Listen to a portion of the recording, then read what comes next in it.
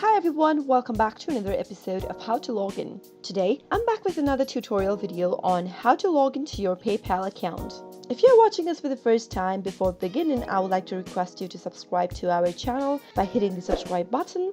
Also press the notification bell icon so that you'll never miss another update from us. Now let's get started. In the address bar at the top, type in www.paypal.com and press enter.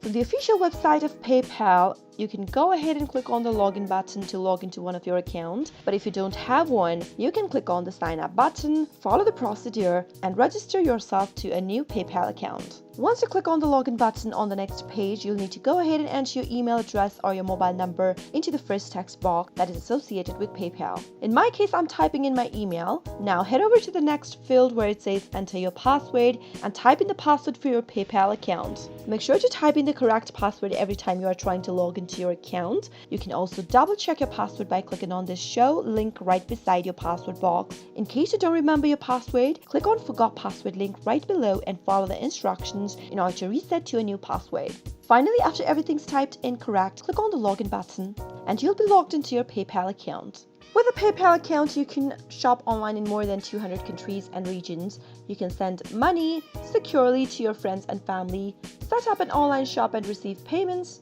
and much more.